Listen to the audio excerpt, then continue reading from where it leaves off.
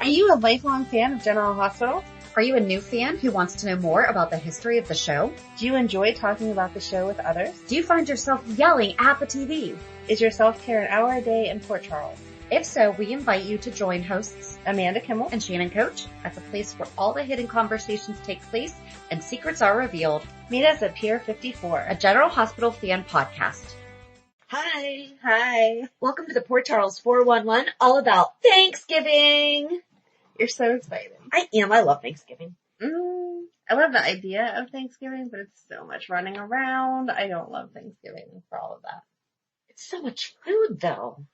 Do you like turkey? Oh my gosh.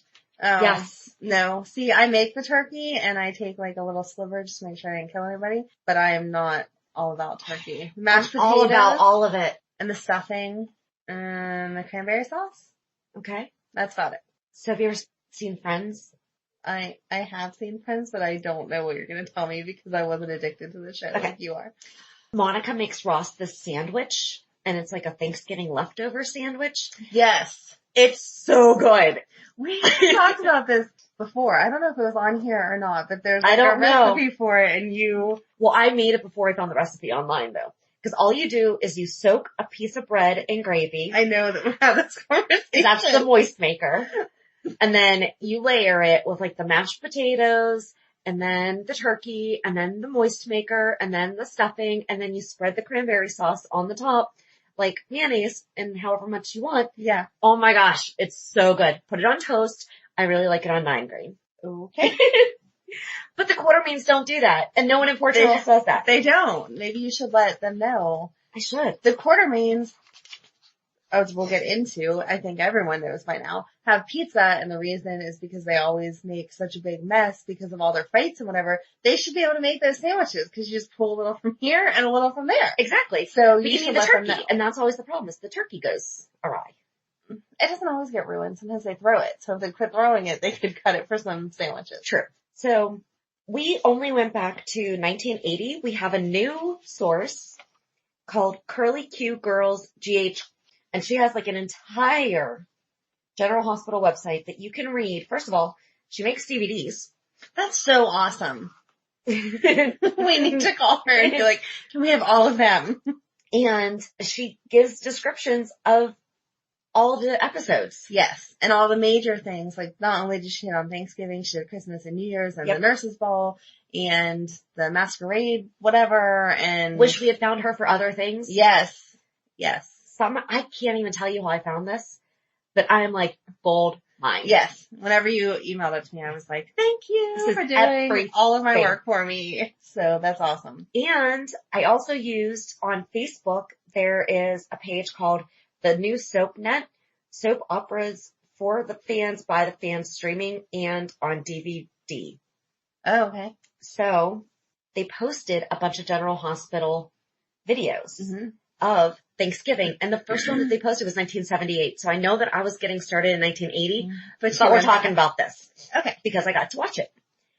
And it was Steve and Audrey's first Thanksgiving together. Aww. I know. That's cute. That's super cute. I didn't go back and watch all of those. I know you gave me that resource. I'm sorry. That's okay. I did not go back and watch all of it. That's okay. It was hard to find stuff for Thanksgiving. It was. I really thought there was going to be too much information and there's not enough. A lot of ones, even this Curlyqgrl that we used, thank you so much for all the information, but it went into a lot of the storyline. Right. And I just wanted, they did Thanksgiving here. This is like the point of it and then move on to the next year. So I'm not hitting on every year because if there was nothing Thanksgiving related, I'm not getting into it. I agree. And I mean, obviously there's going to be a little bit of some things, right? But like Leslie Weber was having dreams about her talking to Rick and about the affair with Monica, you know, like that was mentioned because it was also carried through the entire episode. Yeah. Laura and Scotty were talking about going to the big football game in Port Charles. Aww. So the Port Charles University football game used to be a big deal because it is repeated year after year after year. At the hospital, I think it was Steve was talking to Jeff about Stephen Lars had died. Oh my gosh. Right? But Heather had sold him to Diane and Robert. I could be wrong on the guy's name. I think it's Diana and someone else. And I guess she was kind of like babysitting or something for them. And she's like, I'm going to go check on PJ. Well, PJ's Stephen Lars. Right. But then this guy is blackmailing Jeff about information about Stephen Lars. And he was meeting him across the street at the Floating Rib in 1978. Oh, that's crazy. And he looks over and Bobby is there with, I think, Dr. Hardy and Jesse. Okay. And she just like throws back her head laughing and everything. And this guy gets like these flashbacks to, okay, the appropriate term to use now is sex worker. However, Bobby was identified as a prostitute on the show. Yeah. So I understand we have changed. We have bettered that term, right? But this is what was said in the show. And so he recognized her as being a prostitute. Oh, and he like sent over this little note and she's like, we've never met, blah, blah. And then he's like, I know you from your cousin Lorraine. And the look on her face is like, crap, you do know me, you know? Oh, I'll have to go back and watch that now. Yes. And then Tracy, Jane Elliott, and I mean, we know she's aged, but she looked like a little porcelain doll. Aw. And she calls Mitch and she's trying to get together with him and he's like not asking her to come along. He's telling her what he's doing. Oh. And then she hangs up because she finds out that he's going to the game. And she tells Bobby, I'm going to go to the football game. She has no idea. She goes, if I hurry, I can make it in time for kickoff. Is that what it's called? You know, stuff like that. That would be how I And she winds up wearing a fur coat. Oh, wow. And Bobby's like, you are overdressed. But so it was really just nice. And then the Webbers had Thanksgiving at their house and they had a maid named Alice. Oh, that's weird. Yes. I mean, we talk about them reusing names all the time, but that's weird. Right. So then we pick up in 1980 because I did not go looking for 1979. Okay. And this is where there was an Alexandria quartermaid who's Edward's niece. And she was trying to get Luke to help her with her mission on like finding all the information about the Cassadines. Okay. So she invited Luke over and Luke and Laura had spent like a summer together on their little adventure and everything. And he's sitting there like having champagne. And meanwhile, Laura was at the house with her parents, with Leslie and Rick. Okay. And they're both fantasizing about each other and what they did over the summer and all these different things. So Ann and Jeff are together at the Hardys and Alice had called Jeff to go visit Heather because she was in the asylum and she couldn't remember. And this is Heather Weber. Right. How many times has she been in asylum? I don't know. We need to make that a whole thing. But when they arrived, she asked them to tell her about Thanksgiving and Thanksgiving in the past, claiming that she can't remember. And she asked why Jeff never hugs or kisses her, pretending to be innocent about how marriage works. Meanwhile, you know, she's definitely faking it, I think. She always is faking it. I'm pretty sure she was. And then everyone was going to the football game. And so they're in the park and Laura sees Claudia and Brian and Richard Simmons. And Richard's asking her, so when are you coming back to exercise class? And he was not as flamboyant. Oh. You know, he was just a guy asking when she was going to come back. Did he get his, I mean, I know obviously he was on General Hospital, but did he get his fitness empire from being on General Hospital? I don't think so. I think he was a fitness empire thing before. Already? Okay. Yeah. I think.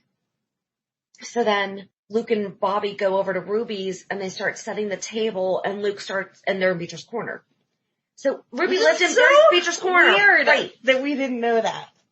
And they're setting the table and Luke's like, it's crazy about how like an hour and a half ago I was sipping champagne at the Quartermains and now I'm going to be eating Thanksgiving dinner out of chipped mugs or off of chipped plates and stuff. And how it would just be so nice to have money and stuff like that. Luke never changes. And Bobby was basically like, knock it off. And then Luke winds up calling Laura just to wish her happy Thanksgiving. And it was really sweet. And then in 1983, there was no Luke and Laura or Robert and Holly, no Monica or Lee. And that's what they say. And it says that Leslie grieved over Laura because this is when they had assumed that Laura had died. Mm-hmm. And the Quartermain celebrated with Grant, Celia, Mr. and Mrs. Q, Tiffany, and Alan. Tiffany's cab driver, Dex Grant, because of his past. Something like Dr. Hardy and Audrey had dinner with Jesse, Gail, Blackie, and Lou. So kind of like you said, like there's a lot of storyline just mentioned, but I'm going to try to stick to just Thanksgiving-ish. Yeah. It's like in 1984, the only real Thanksgiving thing says that Felicia was crying over her turkey. Frisco wasn't around. They were doing their Aztec princess mystery thing, so they were in Arizona. Yes. Okay. Then Tanya had gone over to General Hospital to keep Tony Jones company, and that was BJ's mom. And they danced together, and he sweeps her into his arms for a big kiss, and they make out in a hospital bed. 1985, Thanksgiving preparations throughout Fort Charles. Steve, Ruby, Lee, Dan, Brian, and Claudia at Kelly's. At the Brownstone, Bobby, Jake, and company do some celebrating of their own. Jimmy Lee and Celia pay a call to Kelly's for some good cheer. Sean Donnelly interrupted the Q's Thanksgiving dinner and tells Jimmy Lee and Edward in no uncertain terms to stay away from his business and his property. Robert places a call to Holly to wish her a happy Thanksgiving. And this is the Hardy's annual, it says the Hardy's annual Thanksgiving celebration. But what does that mean? I mean, everybody has an annual Thanksgiving celebration pretty much. Right. I'm assuming it means that friends and family were invited, not just if you didn't make your own turkey, you knew you could go over there for food. Oh, let's just pretend that that's what that is. And then in 1986, it's Thanksgiving Day. Jake, Bobby, Terry, Tiffany, Ted, Buzz, Sandy, Ruby, Patrick, Tanya, Tony, and Dan. Ooh, that's a lot of T's. Spent it at the Brownstone. At the Hardys, the Quartermains and Jesse celebrate the holiday. And that's really the only Thanksgiving-ish information. So, sorry, kind of anticlimactic. All right, so I picked up on 87.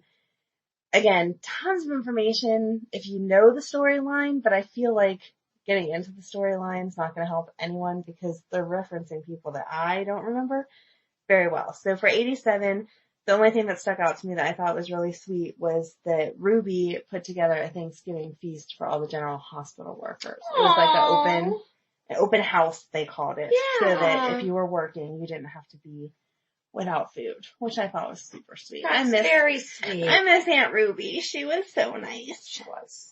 Then it goes to 89, and there wasn't anything Thanksgiving-ish. So okay. If you want, and apparently nothing in 88 either. Right. It didn't even address 88 and 89. It gets into, it says Dawn joins the Q's for Thanksgiving. And then it gets into storyline of Alan finds Dawn's birth certificate, but I don't know who Dawn is to get into all that. No. So there was nothing in 89 that, stuck out about Thanksgiving-ish. 1990, it says Anna is not too happy when she learns Robin invited Edge to dinner. Ruby serves the homeless at Kelly's because she's so nice. Yes. Tom thinks Steve may retire as COS. Chief of Staff. Thank you. I'm like, what is that? I do remember this. Lucy wants to serve duck instead of turkey, but Charlene brings a turkey with her.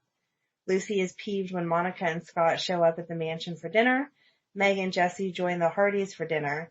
Steve announces at dinner that Tom has been promoted to ACOS. Assistant Chief of Staff. Thank you.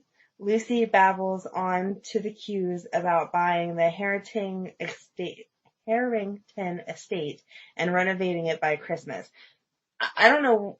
That does sound familiar. Harrington Estate.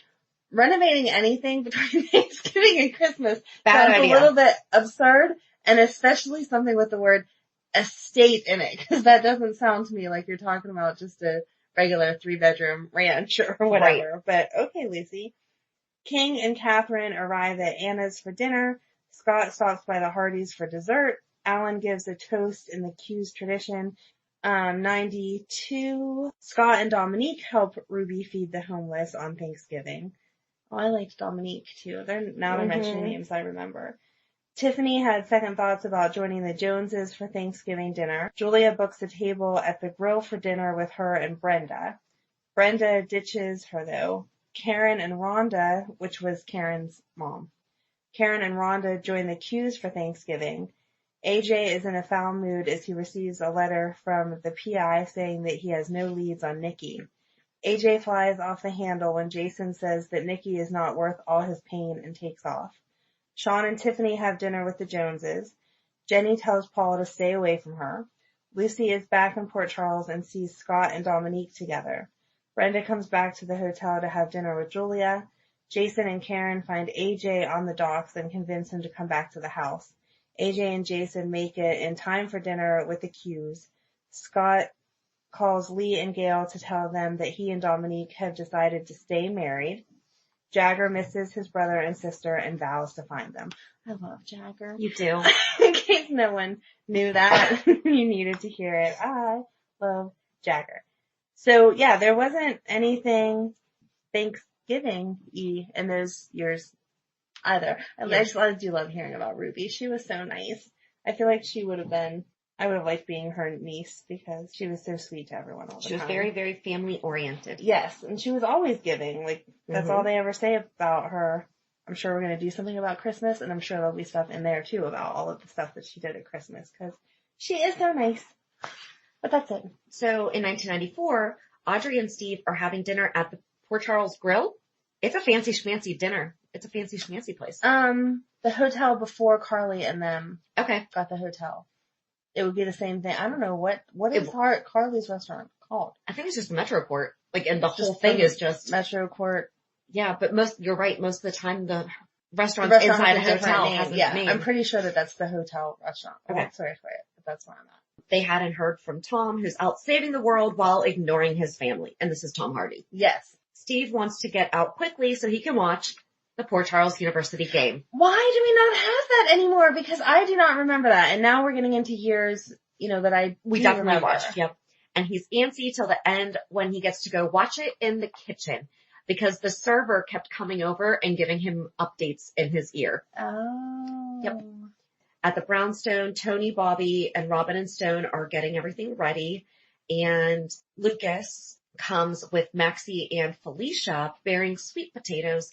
And I love this line. Maxie, who has soap aging syndrome, has helped with the marshmallows.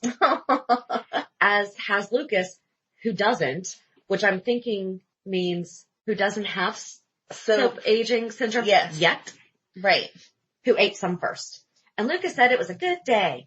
And then Maxie is thankful for the new baby because Felicia's pregnant and her new heart. Yep. Robin and Stone are creating their own magic in the kitchen and Mac basically interrupts. And I mean, they weren't like really, but I mean, they were making out. And it's funny because, so I watched this. It's also on the new SoapNet. It's one of the videos that they, Okay.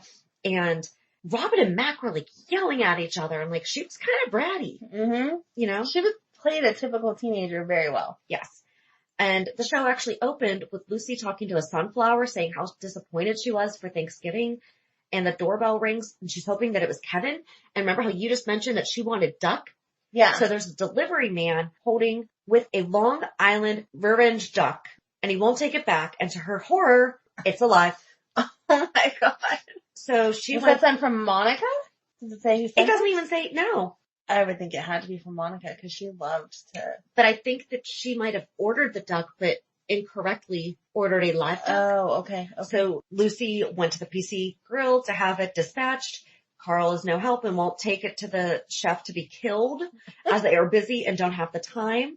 Lucy threatens her with ELQ stock but gets no satisfaction.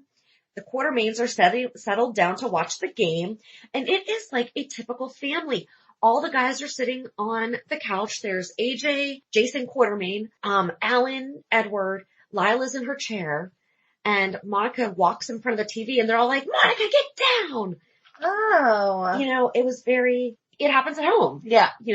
And Lila announced no TV and Edward said it's not TV, it's football. Lila wants to have a conversation about their blessings and to have a moment of reflection to, think about the past year. And Edward had just been in court for a murder he did not commit. And so he was thankful for that, for being acquitted of a murder that he did not commit. And Monica had breast cancer and losing a breast took 8 pounds off. And despite the possibilities, the chemo took off another 10. And she's always wanted to be a size 0. AJ gets right into the spirit of things by being thankful that he hasn't had a drink in months because he wouldn't want to be in an alcoholic haze and miss all the dulcet tones of his family fun. Alan comments about self-pity. And so, they just go back and forth bickering. And then who shows up but Lucy with the duck. I'm going to send you a live duck for Thanksgiving. No. So then the Quartermains wind up passing the duck around and this, that, and the other thing. Then Lucy winds up leaving with the duck and she apologizes not having a baby seat for the duck and she has it like in this carrier.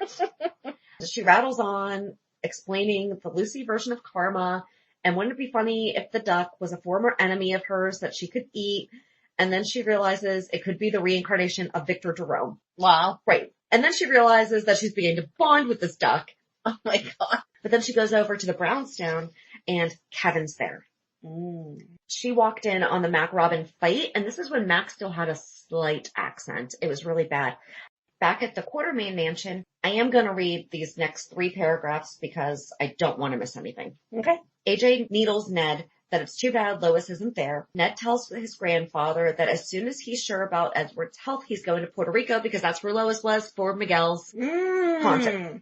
And that's why I remembered that's where she was when we just talked about Brooklyn. Got it. Edward forbids it. There's corporate business to be done. He builds up steam, remembering all the corporate time that's been wasted by Ned chasing after Lois.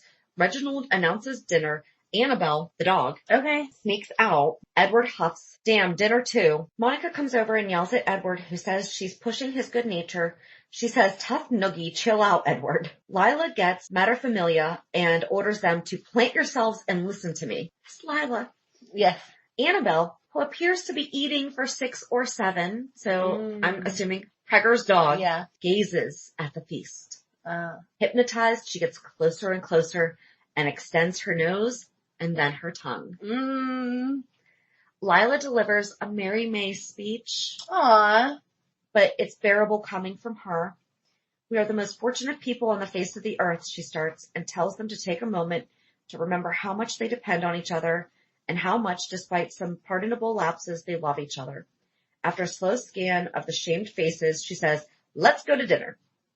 Annabelle takes the leg and vanishes. Just as the family reaches the door and looks upon disaster, Ned picks up the clean carcass and says, pizza anyone? Reginald informs them that the cook is planning to fall on her carving knife. Bet they wish they had kept the duck. Lila insists that they should sing the psalm, and Annabelle is sharing the spoils with Foster.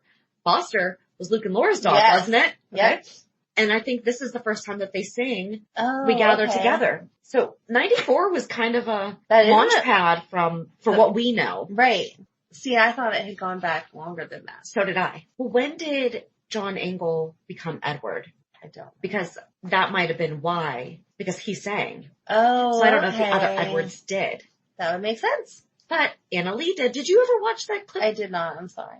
It was like 2 minutes. Sorry. All right. So then. So 94 had a lot. Yeah. But it's a lot of stuff that is still referenced today. So I felt like it was important to give. Definitely. The whole background there. And then in 95, it was Emily's first Thanksgiving without her mother. And so she was with the Quartermains. Oh, I forgot one thing that happened in 94. I think that at the brownstone, they burnt the duck, or they burnt the turkey and wound up ordering Chinese. Oh, okay. Because then in 95, Catherine and Mac are too busy smooching to cook, so they order Peking duck. She's a little disappointed that her plans to cook him a traditional meal have fallen through. He assures her that Chinese food is traditional to him because he's Australian. Right. He doesn't know. And then at the brownstone, Tony notices that the turkey has shrunk, and it turns out that they're having roast duck instead. As Bobby burnt the turkey last year turned out so badly, she thought that she would try something new. Tony says he's become an expert at rolling with the punches, and Bobby is grateful. But there's one thing. He has invited Lucy and Sigmund, which is what she named the duck. Oh. Meanwhile, Lucy has lost Sigmund. Oh no. He's not in the bath and the window is open. Where can he be? Meanwhile, back at the Quartermains, the Harmony is limping on with a little help from Jin. And at the brownstone, Felicia and Maxie are working on the hors d'oeuvres when Tom comes bouncing in. He has plans to play with the kids and Felicia in the back, and Tommy comes bouncing down off to have Thanksgiving dinner with Mary May and family. Aww. And they're going to the Hardys to help Steve cheer on Port Charles University football game. I wonder if it stopped when Steve Hardy died. Oh, maybe. That would make sense. That would totally make sense.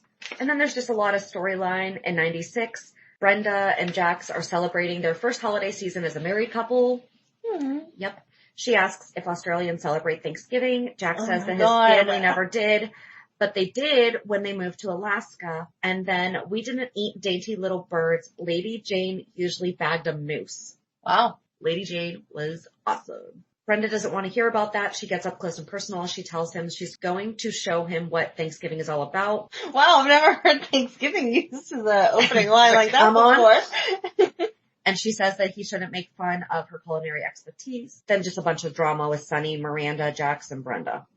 Kevin is watching football and sharing popcorn with Sigmund. Oh my god. So obviously we found Sigmund. Yes.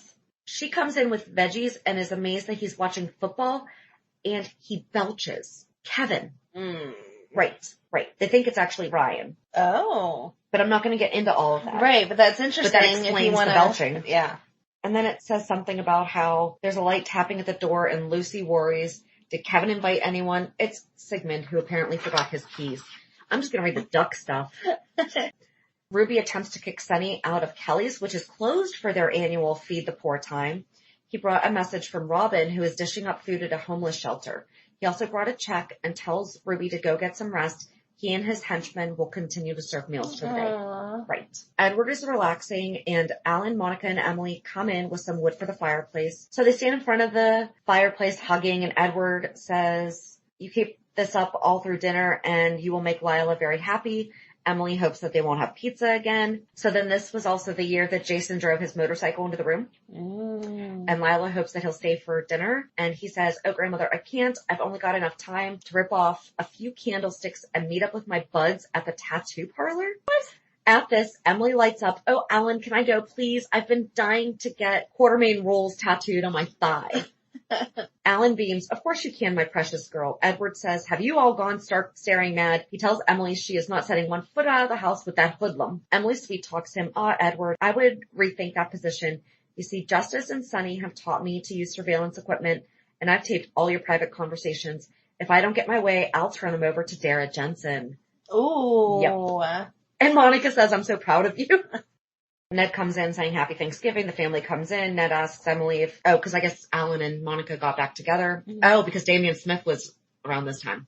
And turns out that the turkey was still half frozen. So they got in 97. Brenda goes to the door. Jax is there with dessert. He comments that she's all dressed and the house isn't full of smoke. She's had a little trouble defrosting the already stuffed but still frozen turkey in the microwave. Delicious. Which is all his fault, of course. She'd made the black cranberry sauce because she wasn't sure what jellied meant. Brenda keeps looking out the window, expecting the catered meal to arrive. This is logistically considering how often Jax has pulled her chestnut out of the fire lately, but he actually believed her this time, and there's no parachute. Brenda says, we'll just go out, but Jack doesn't have the enormous resources that Quartermains. Who knows how to get takeout meal on Thanksgiving? They have marshmallows, and Brenda has a great idea to make s'mores with the frozen graham cracker crust and chocolate torte that he brought. Yummy. That does sound really good. She must be a Girl Scout, very resourceful. I would not say that. And then it talks about Liz has a cigarette while purportedly looking for Gatsby. Sarah comes out and they talk pleasantly. Audrey's holding flowers and Nicholas comes by with a centerpiece, just like the Pilgrims, Liz remarks. And I guess they're all having dinner together. And this was the first year without Steve, without Dr. Hardy. And they're all sitting around and Audrey asks Nicholas to say grace. And they look at Steve's empty chair. Why did you make me sad? I know. And then Jason is at the penthouse having a traditional Q Thanksgiving meal of pizza. When Emily comes in, he's having his mail forwarded from that woman at Jake's. And I think that's Carly. And he's gotten 2 sweepstakes offers and a thing for Princess Diana collector plates. Emily gets right to the point. As long as you're eating pizza, why don't you have Thanksgiving with us? Monica is asking Alan what's wrong with Mario's. Alan wants something a little more fancy for Thanksgiving, a gourmet pizza. And Monica argues, I want a traditional Thanksgiving pizza. I don't want one that's made out of spinach. Alan gets up to call Mario's, but Edward says that it's his place to take care of everything and he's already ordered the pizza. Justice misses Mary May more every minute. And you mean we're giving up on our turkey dinner without a fight? Edward, indeed we are not. He has plans to pile into the limo after dinner and take pizza down to the homeless. Aww. Yep. And then the bell rings. Okay. Reginald comes in with 3 pilgrims with pizza. Raoul barks. The family discusses the masks, and then the pilgrims pull guns. They are being robbed. And basically they have no money, and the robbers are yelling at them, and Edward's like, why would I have a ton of money in my own house? Yes. AJ asks for his wallet back, and Justice gets his driver's license back. Monica goes for her contacts, and Keisha is surprised she wears them, because that's important to note. Ned rescues his cell phone, and Edward goes to retrieve his gold pen. Lila has apparently been at the martinis again because she interrupts, "I beg your pardon, that's solid gold." And they all discuss this. Robber number 1 says, "We can't go back for $64. Alan agrees that the Quartermains would be laughingstocks if that got out. Lila tells a robber that his mother should have taught him better than manhandling an old lady in a wheelchair. The bad guys dither. Lila says it's almost upsetting. I love her. She's so proper. Your mother would be ashamed of you. Alan suggests that they take the ugly vase, and the Quartermains try to get rid of other stuff. Edward wrote a note for Annabelle to take Foster. Jason shows Emily the cooked turkey he plans to use for sandwiches, so he made a turkey. Okay. He just chose to have pizza. But then Emily comes, I guess she goes back to the Quartermains, and she's surprised that they're getting robbed by pilgrims. They'll be in big trouble when her brother Jason hears about this. She mentions Sonny's name. The Quartermains are interested to hear that Jason lives in the penthouse now, but the robbers are more concerned about the dreaded name Jason Morgan. Jason comes in with Pete and the turkey. The robbers rush out, leaving everything and knocking the turkey to the ground. So they almost had it. They leave a note from Tracy, who has planned this robbery. Raoul comes in with pizza all over his face, so they order Chinese and sing their song. November 1998, no Thanksgiving episode aired. The show re-aired Luke and Laura's Wedding. Oh, wow. Yep. And in 99, Edward felt he had thwarted the annual Thanksgiving bust by buying 2 new ovens. Then they wound up eating pizza again, and Carly's looking on from the door as they're singing their song. Luke was at the club drinking when the phone rang. It was Lulu calling to wish him happy Thanksgiving.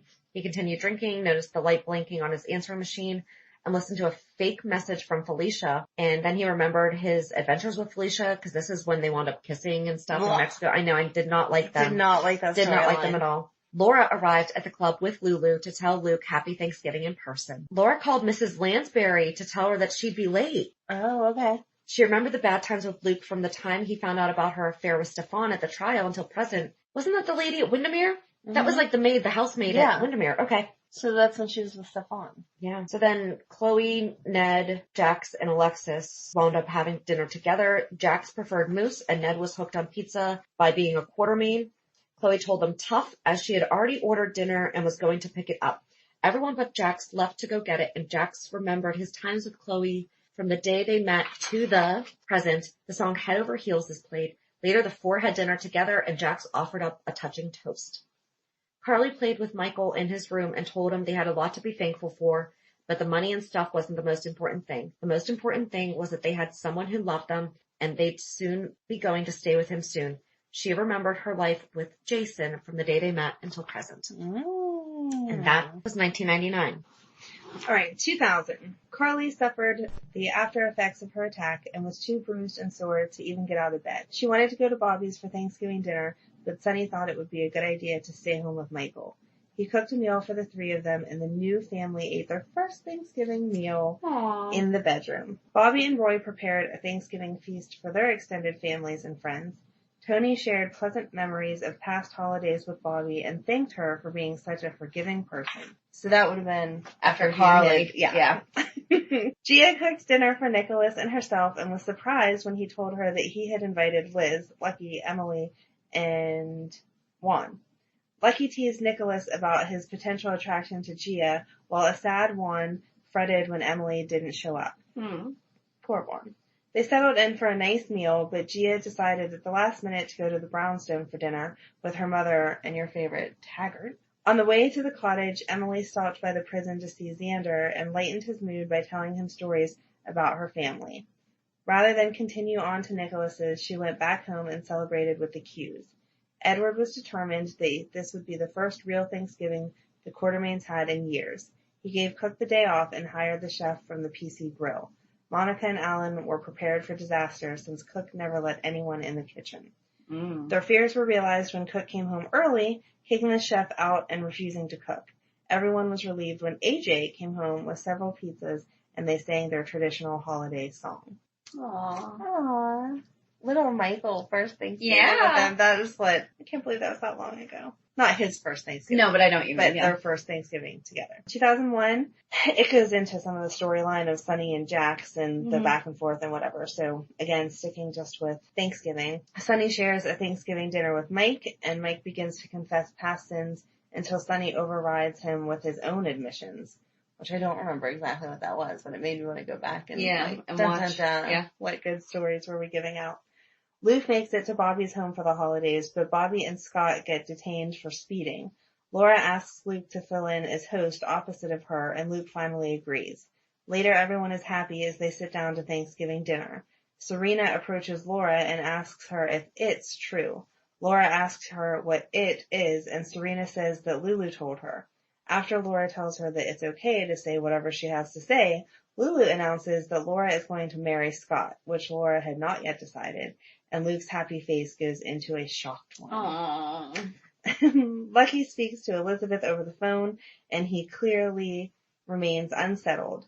Nicholas also appears troubled after Stefan speaks badly of Stavros, and Nicholas slips away, leaving Gio with the Cassadines to visit Helena in prison. At the same time, Alan hopes for a real Thanksgiving dinner, which does not consist of pizza, at the Quartermain mansion. He sends the cook away and hires a chef to make a real holiday feast.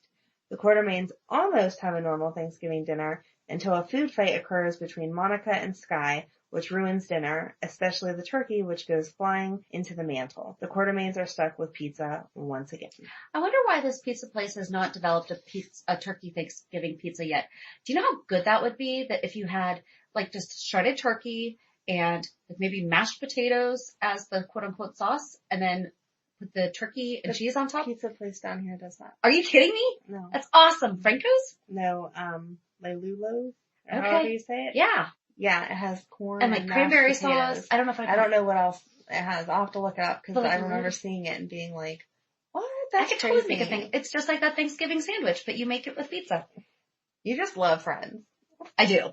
That's all that has to do with anything. No, but I was really just thinking about, wow, we could actually make a Thanksgiving pizza and it would probably be really good.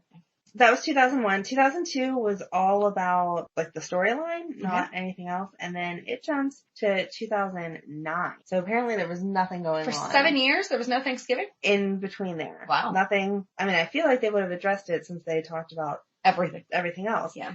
Didn't get there. So 2009, they had a ton of information, which I appreciate the research, but basically this was the first year that they were trying to set Alexis and Mac up. Do you remember that? Yeah. It was so weird and That awkward. was. You say it like, oh, it was fun, but No. it was weird. So that was my, yeah, I forgot about that. yeah, and that was the first year that they did it. So I'll just hit on like the high points of it. It started with Diane arrives at the Davis residence with gourmet yams. As Diane hands the covered dish to Alexis, she gives her instructions on how to heat the treat. Alexis admits that she hadn't realized that Diane would be joining them, and Molly enters just in time to announce that Alexis and Molly had made other plans for Thanksgiving. Alexis scolded Molly for being rude and then explained to Diane that they had intended to go to the country club for dinner. Before Diane could respond, the phone rang. Alexis left the room to answer the phone. Molly took the opportunity to hand Diane a $1 bill. She wanted to put Diane on retainer.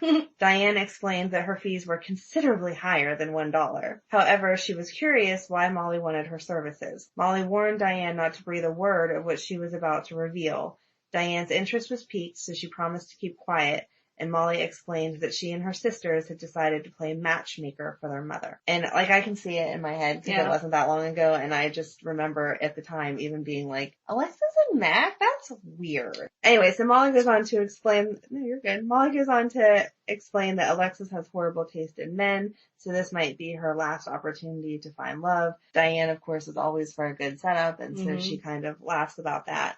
Then it goes on to Diane getting a message from Milo that she needs to come and check out Max. Okay.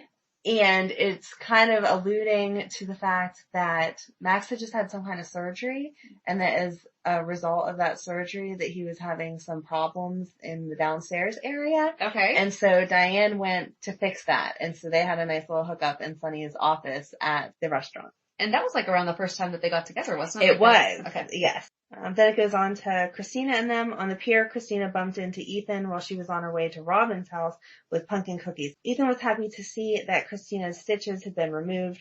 Christina was curious where Ethan was headed. He explained that he intended to go to Kelly's for a turkey sandwich. They chatted for a few minutes about Australia's version of Thanksgiving, which I thought was kind of a funny sentence because Australia shouldn't have Thanksgiving because they don't do all of that. Christina invited Ethan to join her family for dinner. Ethan appreciated the offer. However, she had inspired him to spend the holidays with his family. And then it goes back to everyone's now arriving at Patrick's house, and he becomes aware of the setup and is like, what are you doing? This is a bad idea.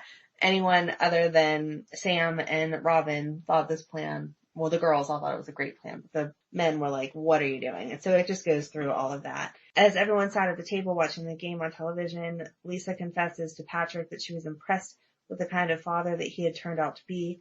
Meanwhile, Sam receives a phone call from Molly. Sam whispers to Molly that she thought the plan was a bad idea.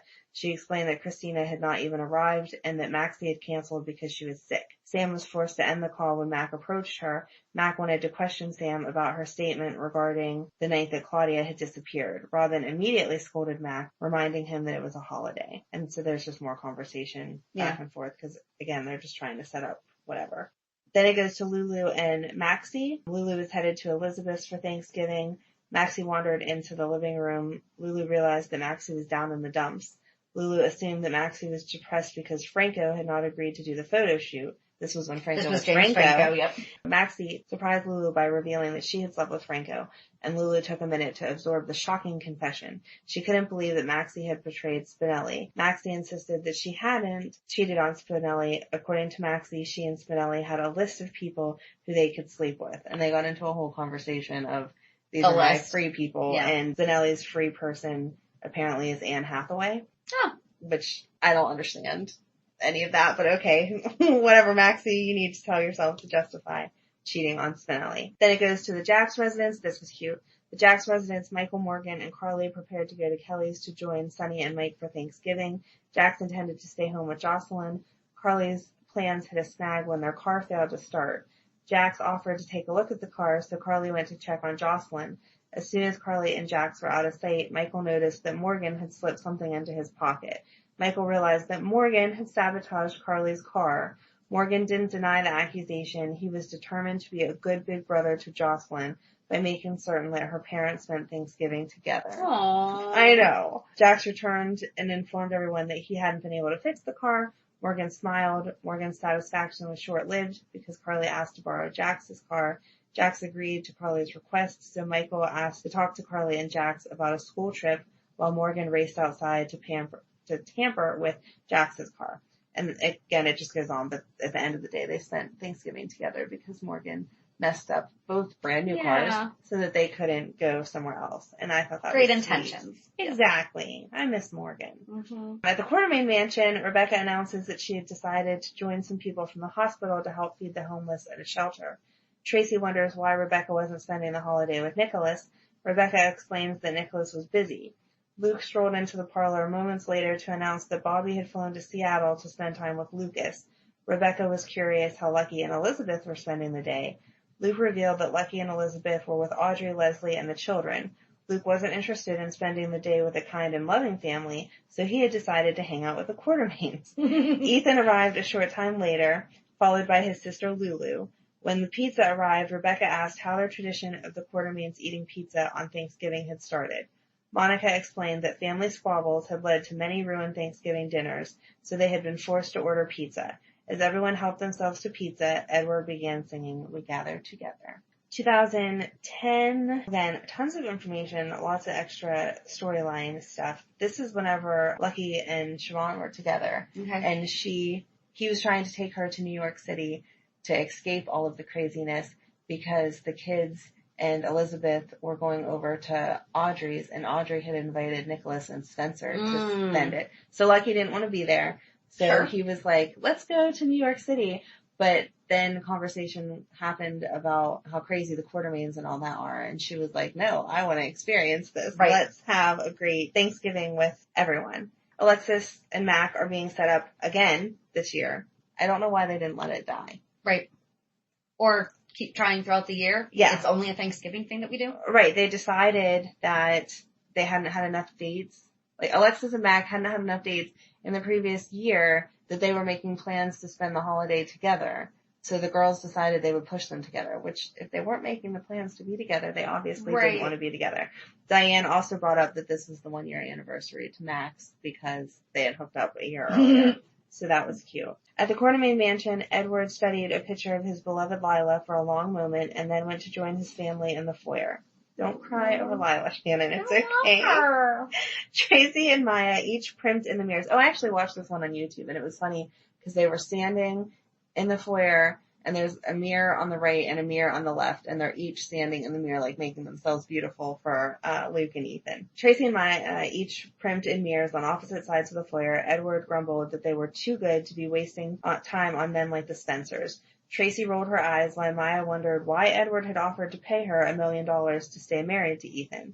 Edward admitted that there might be hope for Ethan, but Luke was a lost cause. Luke and Ethan arrived for Thanksgiving dinner. Alice fetched the good scotch for Luke, despite Edward's earlier order to keep it locked up. Meanwhile, Ethan pulled Maya aside to complain about the sudden lack of romance in their marriage. Maya reminded Ethan that they were only married for money. After everyone gathered in the parlor, Edward wondered why they were waiting to eat. Tracy explained that they were waiting for Lulu and Dante. Edward wasn't pleased to hear that Sonny's illegitimate son had been invited to spend Thanksgiving with them. Ethan and Maya wandered out of the room where they continued to flirt and verbally spar. Lucky and Siobhan entered the parlor. Edward was immediately smitten by the Irish lass as he recalled a timing long before when he had gone to the Emerald Isle. Siobhan charmed Edward with a brief recount of how she had met Lucky. Edward warned Siobhan to be careful. Lucky might be a cop, but he was still a Spencer and arguably the smoothest talking one of the lot. Edward's mood improved even more when Lulu entered the parlor without her no-good boyfriend. Edward had a temporary change of heart about Dante when Dante and Michael walked in a short time later. Edward was thrilled to see his great-grandson. Michael was curious where Monica was. Edward explained that Monica had gone to the spa because the holidays without Alan were just too difficult for her. Edward was certain that Monica would be crushed when she learned that she had missed an opportunity to spend Thanksgiving with her grandson. Edward then turned to Dante to warn Dante that if Dante ever hurt Lulu, Alice would make Dante pay. The pizza arrived a short time later. Siobhan was confused because she thought the traditional Thanksgiving Day meal was a turkey. Edward explained that the Quartermaines had a long history of bad luck with turkeys, so they had started a tradition of giving Cook the day off and ordering pizza. After Edward honored the special holiday with a song, everyone shouted, "Happy Thanksgiving!" Afterwards, Edward invited everyone to dig in. I do remember him flirting with Siobhan, Edward flirting with Siobhan, which was super cute, because he is a flirty old man. And then 2011, a lot of content of Kate and Sonny, not anything really that Thanksgiving-ish, so I'm not going to get into all of that extra stuff. She was talking about how she had given up a lot in her life to become Kate, and oh, this is when Carly and Sean were like starting together, which I kind of forgot even happened. Yeah. So Carly revealed that she was having dinner at Kelly's with Sean, so she invited Michael to join them. Michael declined because he had decided to have dinner with the Quartermaines. Carly was disappointed, but she accepted her son's decision. After she ended the call, Sean tried to cheer her up by tempting her with more food. Later, Carly conceded that Sean's meal had been the best Thanksgiving dinner she had ever had. Sean made Thanksgiving dinner and she ordered in, and so originally she was like, no, this is just as good, and he was like, yeah, no, it's absolutely not. So that was like what she's talking about as far as his being the best meal ever. And then he had a pecan pie and she wanted the recipe for it, and he was like, if I give this to you, do you promise that you're not going to take it to your restaurant and start making it and sell it? And she was like, no, I wouldn't do that, blah blah blah. So that was their moment of, flirting and getting together and whatever. And so Carly decided that it was time to get her daughter home to bed, but Sean wanted Carly to stay. Carly agreed, but only if Sean worked his magic on the jukebox. Sean accepted the challenge, selecting a romantic song, and then pulled Carly close for a slow dance. Sam and Jason talking about if they're going to go to the Quartermaines and what are they going to take and blah, blah, blah. So finally we get to the Quartermaine mansion, and it says, at the Quartermaine mansion, Alice put the finishing touches on the holiday decorations. Monica warned Alice that it was too much for a pizza dinner, but Edward announced that he had ordered Cook to prepare a traditional Thanksgiving dinner to celebrate Jason joining them. Monica worried that Jason would feel overwhelmed. In the foyer, Tracy grumbled when Michael walked through the front door without knocking. Michael explained that he had been invited and that he was family. Edward beamed with joy when Michael entered the parlor because Edward anticipated a happy family reunion with Jason and Sam. Edward couldn't remember the last time that so many generations had been gathered for a Thanksgiving meal. Alice decided to check on Cook. In the foyer, Alice asked Tracy if Luke was expected for dinner, and Tracy snapped at Alice, which let Alice know that Tracy hadn't heard from Luke. Monica entered the foyer to announce that dinner was ready. Jason admitted that he didn't think he should stay, so Monica implored Jason to reconsider. Edward was delighted that they finally had a real Thanksgiving dinner, so he invited everyone to sing a traditional Thanksgiving song. Jason noticed that Sam appeared uncomfortable. Seconds later, everyone was shocked when Jason suddenly upended the table, scattering food everywhere, and then stormed out. Sam looked around apologetically and then followed her husband. And that was the whole Franco storyline. They just got back from Hawaii, and they talk about it if you watch the episode of she didn't know what had happened, and she was upset because she had taken the shower, and they couldn't find the body, and blah, blah, blah. So him flipping over the table was frustration at that, and then... Well, and Tracy was being a jerk to him before that, Tracy, too, so well, it was...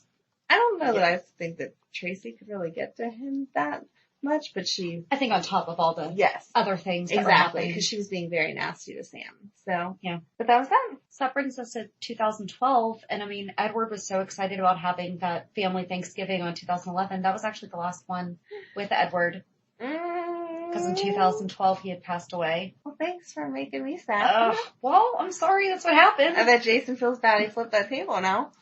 I think that they had reconciled before. I think they did too, Yeah. but... Heather Weber had come back out of hiding because she had tricked Edward into marrying her at that one point, you know, and Sean was running Kelly's. Sonny stopped by Michael's apartment to check on Michael after hearing about Edward's passing, and Sonny offered Michael his condolences, admitted that he had always respected Edward, even though Edward and Sonny hadn't been friendly. Sonny let Michael know that he was there if Michael needed someone to talk to, and he said, "Who better than your father?" And this was right after AJ came back. So, you know, Michael was kind of distance from, right. And then it just goes into like, you know, Sonny and Michael talking about basically AJ being back, Sonny worrying about did he mess up being a father, this, that, and the other thing. And then at the Quartermain mansion, Monica placed a condolence card on the mantle next to a picture of Edward. AJ noticed that they were quickly running out of room for the cards.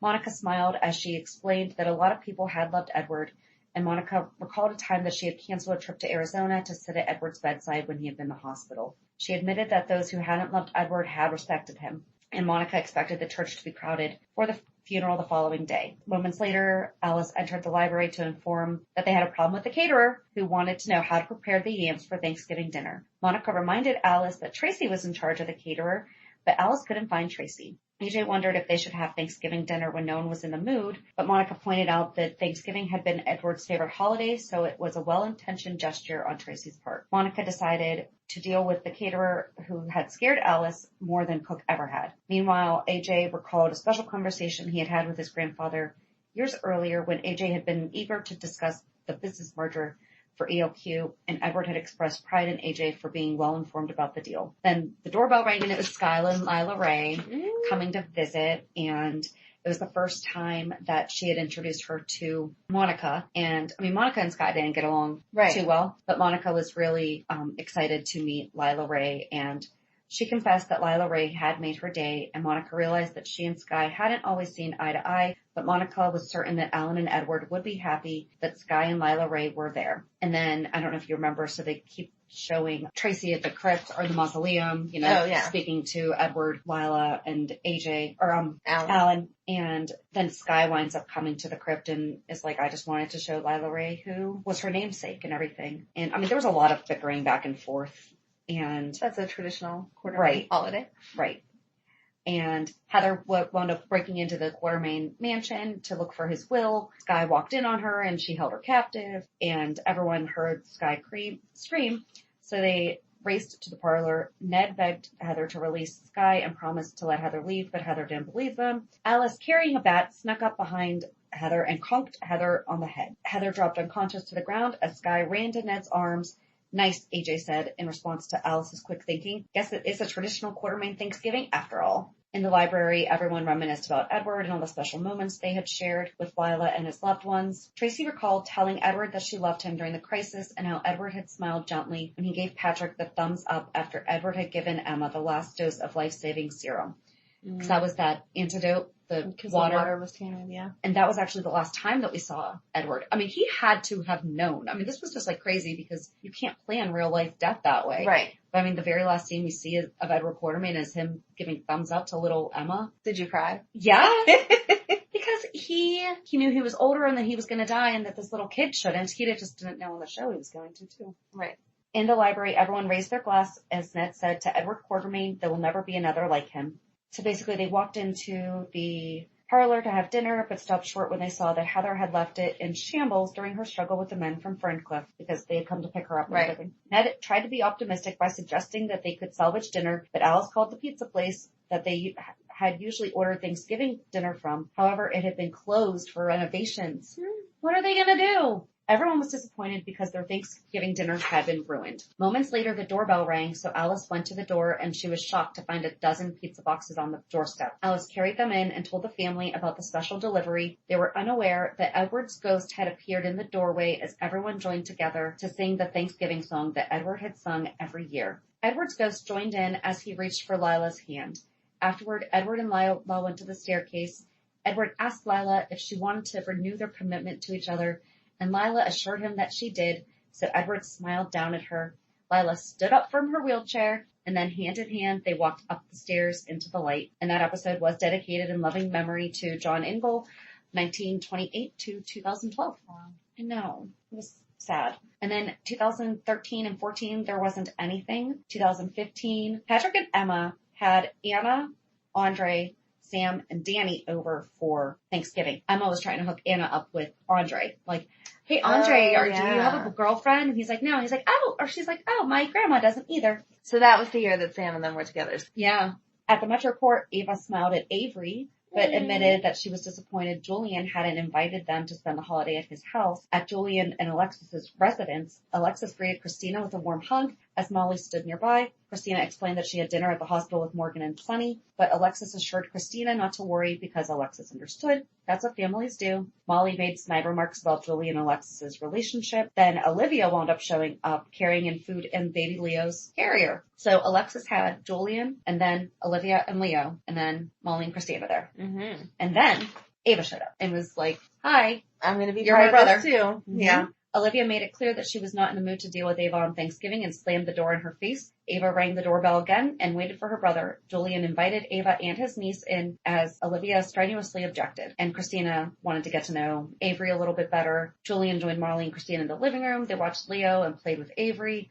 And he thanked Christina for brokering a truce between Olivia, Alexis, and Ava. But Christina wished her father could spend time with Avery. So then Alexis was overwhelmed with the number of desserts when Ava added 2 more pie boxes to the pile. Alexis insisted there was plenty of food, but Olivia argued that there hadn't been homemade cannolis. Alexis is not Italian. Exactly. Nearby, Molly asked Christina about school and spending more time at home. Christina didn't want to spoil her vacation about school. This is when she dropped out, right? Okay. As the ladies finished getting the meal together, Olivia mentioned Dante and Lulu. Alexis revealed Lulu had asked Alexis to drop papers for legal separation. What? Right.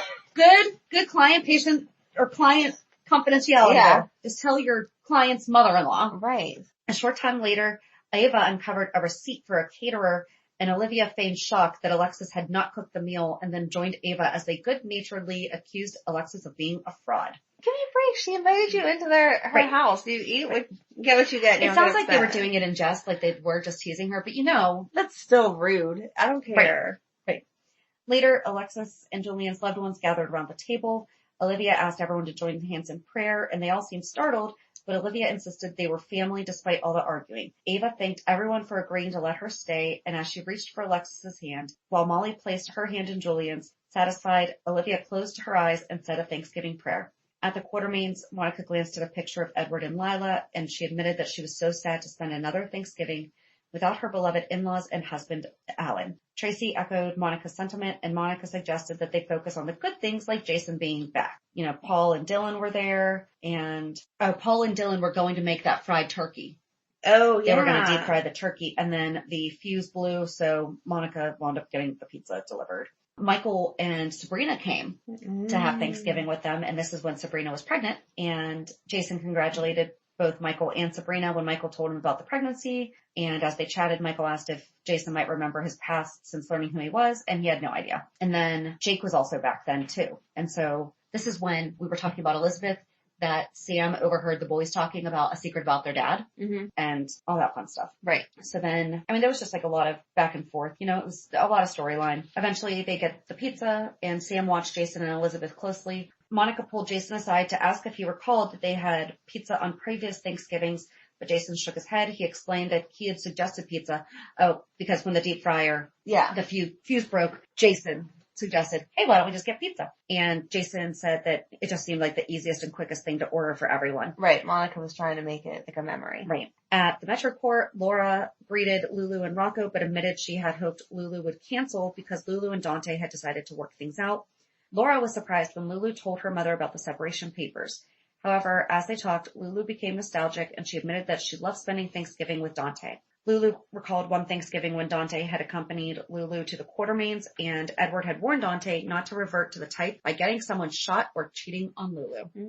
Later on, you see Dante at the loft and he has the game, like the football game on and everything, and Valerie came and had brought him a plate because she and her mom used to just bring Thanksgiving dinner to all the guys on, and she realized that he wasn't there, so she brought it to him at his house. Wasn't that nice of her? They bonded a little bit over the watching of football and while not making out, and that's how. And then 2016 was the year that Morgan died, just a month earlier. And so Carly had come into the living room and saw Nell, Joss, and Michael, you know, setting out snacks, and Jax was opening up wine.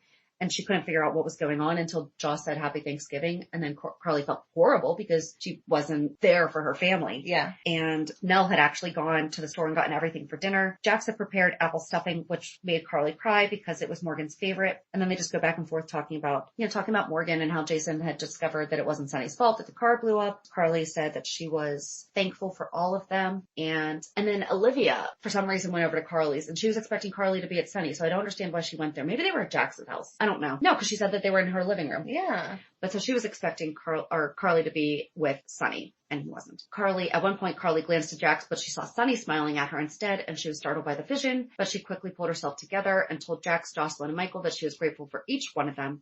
And she suddenly realized that Nell was gone. So Michael explained that Nell had left to check on a friend. At Dante and Lulu's house, Dante and Nathan sat on a sofa watching a game, while Rocco ran around. Both Lulu and Maxie set out snacks. And that's fun, like a nice little Friendsgiving and everything. Moments later, the doorbell rang. Dante opened the door and welcomed Kevin. Nearby, Maxie wondered why Laura hadn't arrived with Kevin. Lulu had no idea until she called her mother, and Laura explained she had some important errand to run. And Lulu was disappointed, but Laura promised she wouldn't be too long. Meanwhile, Dante had called to check in on Sunny, and Sunny was basically just drinking. Yeah. You know. They do a lot of running around on Thanksgiving. I don't do too many errands on Thanksgiving. No. Well, and then Laura went and stopped by to see Sunny for a visit and just to see how he was doing. That was nice. I didn't see that. And they talked about Spencer. After Laura left, Sunny picked up a bottle of alcohol and sat on the floor, and he looked at the family portrait as he drank and thought about Carly. Eventually, he picked up his phone and called Carly, but it went to voicemail, and he left her a message explaining that he'd called to check in on her and that he was home alone, but he wished her a very happy Thanksgiving and added that their children were lucky to have her as a mother. And right as he ended the call, Nell was at the door. Back at Dante and Lulu's house, Maxie greeted Laura and implored her to stop Dante and Lulu from breaking up. Concerned, Laura and this was a year after they decided on the separation papers. This is like the longest. They did take forever with that, remember? Exactly a year. Laura turned to her daughter for an explanation, but Dante and Lulu assured everyone that they were not breaking up. Dante announced that he and Lulu had decided to get married that very night. Everyone was stunned when Kevin added that he had been ordained online and would be officiating the wedding. Moments later, Olivia arrived and asked Dante to fetch his baby brother from the car. So she left the baby in the car. In the car. Okay. She noticed how you can't just text and say, hey, can you come meet me down at the car? Right. Or call. Yeah. Okay. Apparently not. Nope. And bringing the food up is more important than bringing the baby up. At the Quartermain mansion, Dylan entered the living room demanding to know what was going on because everyone was missing something and everyone was told basically as a ransom, meet here at 7:00. But it was Tracy and she was basically kind of blackmailing them all to get to dinner. Yeah. And Dylan reminded his mother that every year they had tried to have a normal Thanksgiving dinner, but it always ended in disaster. And Tracy refused to back down. Basically, so they actually did have a turkey that they were cooking. And Ned noticed that the turkey smelled different than he had expected. And Monica became alarmed when Tracy suggested that it might have something to do with Cook's special brine. Monica ordered Tracy to put down the bite of turkey she had been able to consume because Monica had seen a full container labeled brine in the refrigerator and an empty container that Finn had labeled bacteria on the counter. Ew. Yep. And why would you have... Right? And why would it be at the Quartermain Mansion? Finn, why are you bringing a container full of bacteria? So then they decided to get the pizza menu. Oh, and then Alexis was at Jean's Roadhouse drinking, and Julian saw her there. Mm-hmm. And long story short, she winds up leaving, and Julian, because I think that she was too drunk to drive. Yep. And Julian realized that she had gone out and started up the car and everything, and he wound up getting hit by Alexis. Mm-hmm. She loves hitting people with her car. Does. And then 2017 was when just a lot of storyline too. Maxie announced that she was pregnant. Jason went to the Quartermain house and Monica entered the room with her suitcase and she informed him that I guess she was going out of town and he was happy to see her and could tell that something was wrong. And Monica advised Jason that his relationships were real, but he wondered how long it would be until his family also felt that he was a stranger. And this is when patient 6 arrived and Sam was shocked to open her door to find patient 6 who asked to be let in and talk to her about something important. He informed her that Diane was working on proving that he was Jason, but he would tell her to stop if that's what Sam wanted. And then Jason arrived at Alexis's wondering where Sam was, and then Sam came with the kids, and dinner was ready. Sunny was deep frying a turkey, and Carly said that it was taking too long. She offered for Michael to stay over if he wanted. I think this was also the year that Carly had Oscar and Kim over for Thanksgiving, because it was the first year that they had all come together. And Kim brought a pie. Monica sat alone at the Quartermain house with her turkey burger, and she reminded herself to sing first and then eat. Just then, Ned and Michael led everyone from Dante and Lulu's and everyone from Alexis's in song into the Quartermain living room, each carrying a pizza. Yum. Yep. And then 2018, this is when Ava and Kevin, quote Kevin, Ryan kissed. And Laura saw it and she ran out and blah, blah, blah. Ava said that she thought Kiki would be better off if she wasn't in town or if Kiki wasn't. I think that's when Ryan got the idea to kill her. I was going to say when Kevin got the idea to kill her, but you know what I meant. Yep. Oscar informed Joss that she was the first person he'd want to tell when he'd found out about his new diagnosis. However, he wanted her to forget about him, move on, and be happy so she wouldn't have to suffer through his illness with him, and Joss promised to do whatever it took to get him back. That's going to be only a year. Wow. It's been a long year for her. It has. Monica proudly told her guests that she'd ordered a dozen gourmet pizza for Thanksgiving because why tempt fate? Kim commended Monica's decision to donate food to the local soup kitchen, and Monica replied that she wanted to focus on family rather than making a big meal. The doorbell rang, and Ned was unhappy to answer the door to Julian, who was carrying a box of food to donate. Kim greeted Julian, and Ned scolded Kim for being presumptuous enough to invite Julian. However, Olivia admitted that she'd invited Julian, and Julian followed Kim into the living room where Leo was excited to see his father. And then Drew was there, and Oscar, and obviously Kim. Mm-hmm. Yeah, that was a good family one. Yeah. Bobby entered Sunny's, informed her that Carly was at the hotel dealing with the situation. She asked about Jocelyn, and Michael answered that he had gotten a cryptic message from Jocelyn saying that she would be home as soon as she could. Stella entered while Mike was happy to see her because they invited her over for Thanksgiving. Hoped that she would be somewhere more important. Lucas and Brad entered with Wiley, and Brad sharply asked why Michael was there. You know, why was Michael at his own parents' house? Right. Mm-hmm. And why he wasn't at the Quartermains. And Michael replied that he was going there later, but he asked to hold Wiley, and Brad ran off to get a drink. But Michael's his godfather, so you would be encouraging that relationship. Yep. And then this was Jordan and Curtis's wedding, too, because Kiki and Griffin were getting ready for the wedding and talking about Ava, and Kiki wanted to turn her into the cops, and she thought that it would be better off if Ava was behind bars, blah, blah, blah. They get it on, and then Kiki told him to go ahead, and they were going to the wedding, and that she would meet him there. Yeah. And obviously did not. Right. Yeah, because Ryan killed her in her apartment, but then took her to the Haunted Star. Yeah. Something happened where, for whatever reason, the Quartermain food donation hadn't been picked up yet. Olivia remembered seeing somewhere to pick up the food. Then Monica realized the food had been picked up had been their pizzas. Really? Yeah. Monica explained that they had ordered more pizzas since they'd accidentally donated their gourmet pizzas to the soup kitchen. Michael figured that the Quartermain tradition of Thanksgiving not going as planned would just continue, and Monica announced that it was time for dinner. But first we sing and then we eat, and the Quartermaines join together in song, except for Julian and Kim. And then the doorbell rang. Should be the other pizza. Probably. And then it just gets into Curtis and Jordan's wedding. Oh. So, but yeah, so that was all of the Thanksgivings from like 1978 that we could get information on. So I know this episode was very, very long. Wonder what this year's Thanksgiving festivities or chaos is going to be. I really don't care about any of it except with Quartermaines. I know. It It was very difficult to read some of this just because also the writing wasn't very... It was too much information. It was nice to be thorough, but it was too much because, again, if you needed all that information, just watch the whole episode. Right. But which we probably should have done, but we didn't. No, we didn't. Because, again, I would have just focused on the Quartermaines. So I did on the Stone Cold and the Jackal supporters group. I asked what people's favorite Thanksgiving moments were, and it's Joseph Rockefeller's not fault, but he got my brain going with that one, just to post it in this group because he had posted something about the Thanksgiving. I was like, hey, we're doing a poll right now on our Instagram.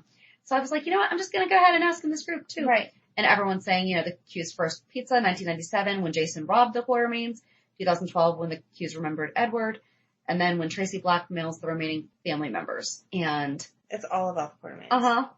A lot of people remembered the one that they were held hostage.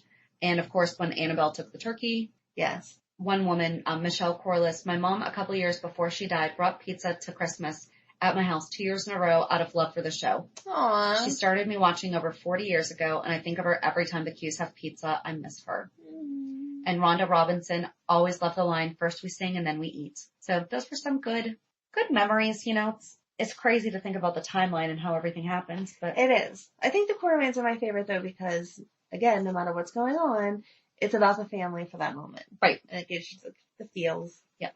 So apologize for how choppy, I guess this was, but hopefully you get a good feel for if Thanksgiving passes. Everything, it would have taken us 6 hours and nobody wanted to hear all of that, but we didn't want to miss anything Thanksgiving-y. And sometimes that's a new word, Thanksgiving-y. That works for me. Well, hope that everyone has a very, very happy Thanksgiving. Yes, happy Thanksgiving. Hope you don't have to eat pizza, or if you want to eat pizza, that it's enjoyable. I think pizza sounds delicious because I do not like turkey. Somebody said sushi the other day. That would be good too. I don't like sushi. No, I like sushi. I would be okay with some Chinese food, sushi, whatever. Interesting. So, I don't know. But anyway, have a good Thanksgiving and have a good weekend. And we'll meet you at the pier. Bye. Bye. If you enjoyed today's show, we invite you to go to peer54podcast.com to subscribe on your favorite platforms. Don't forget to leave us a review. And you can also follow us on many social media channels. Just search for Peer 54 Podcast.